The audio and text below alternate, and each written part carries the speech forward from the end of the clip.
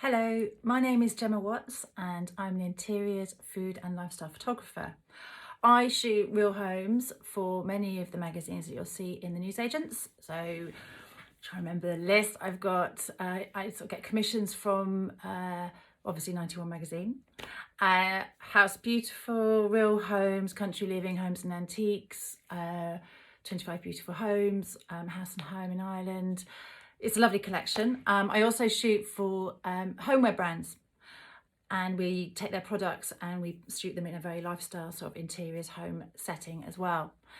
So for 91 magazine, who I've shot for many years, one of my lovely clients, I also do photography webinars for them under their creative sessions section.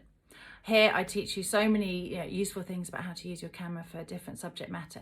But today I'm going to talk to you about the interiors webinar that I ran for them, which you can download off their website now under the creative sessions section. In that webinar, I talk to you about all the equipment that I recommend you have. I talk about manipulating daylight. I'm not going to tell you to go out and buy loads of big expensive lights, not this time anyway. I want to teach you how to use daylight, basically. I talked to you about composition and different perspectives, depth of field, which is the soft focus or everything in focus, so how to get the best, basically represent your subject matter. I talk about styling, editing tips, and also planning your shoot. Today, I'm going to show you or talk to you about 5 top tips that I have that hopefully will whet your appetite to go and watch the whole webinar.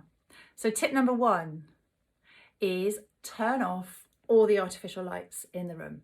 It gives a horrible cast across everything, like a really kind of orange warm glow. And to do that, my number 2 tip is you really do need to have a tripod, because what we do is to let as much daylight into a room. Sometimes we have to put it on a very slow shutter speed, and that's manual settings, which I'm not going to go into all the details now. But when it's on a slow shutter speed, we are in danger of having camera shake, because our hands can't hold a camera steady when it's below a certain speed. So that's where the tripod comes in. The second advantage of having a tripod is that we can frame our shot, we can pose it through our lens, and then we can walk around the room, moving things that may be in the wrong position, put them in the right position. Vases, you might want to move a chair, plant the cushions. There might be some strange object coming in from the side which we need to be aware of, or which needs to come out. And that means we don't have to keep trying to find the same composition through the lens every time once we've moved something, because it's on the tripod. So my third tip is shoot from the hip. Don't be afraid to get down low and shoot straight on to your room. Now what this does, it eliminates what we call converging parallels. Now these are when you see a shot and the corners of the room are going at an angle, or could even be going that way if you're too low. But generally what it is, we hold a camera to our face and we're standing up. We don't think to get down. And of course, when we're standing up, we might actually tip forward, which is a very common problem I see everywhere. And so when you tip the camera lens forward, like that, everything starts to go like this. And what we want to do is have the corners of our room straight, which is a true representation of our interior.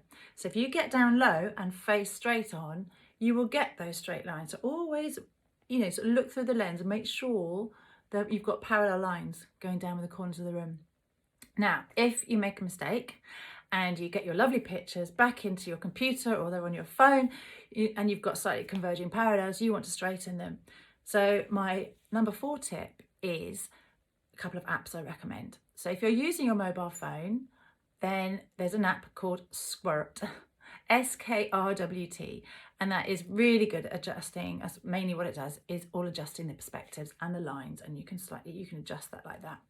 Another app, if you're working through your computer as well as your phone, because you can get it on your phone as well, is Adobe Lightroom. And another advantage of Adobe Lightroom is when it's on your phone, you can actually shoot through it. So you don't have to use a native camera lens in your phone. You can actually shoot through there, where you have all these wonderful options and adjustments you can make through that app.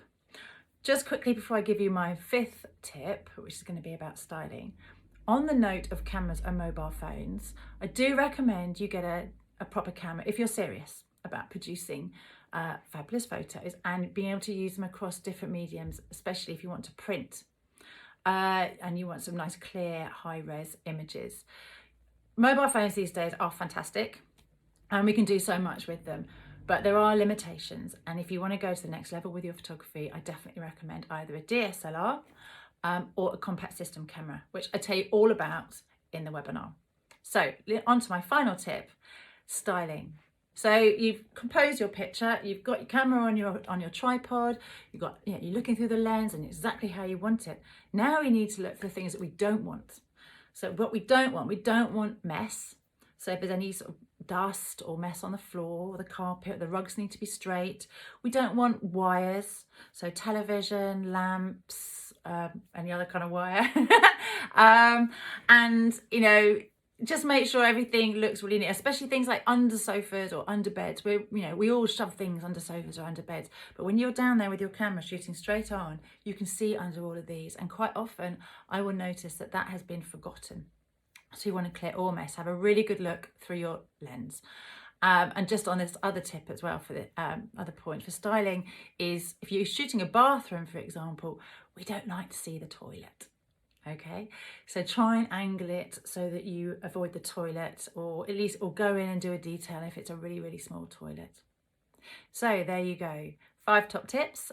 But in the webinar, you learn so much more, and I go into a lot more technical detail. And I really hope I've sparked an interest. And if so, please go to the website to Creative Sessions, and you can download it there for very, very low cost, I think, for the amount of information you're going to get from it. Also, you can join us for future photography webinars if you're into photography. Okay, so thanks very much for listening, and I hope to see you on future webinars with 91 Magazine. Thank you.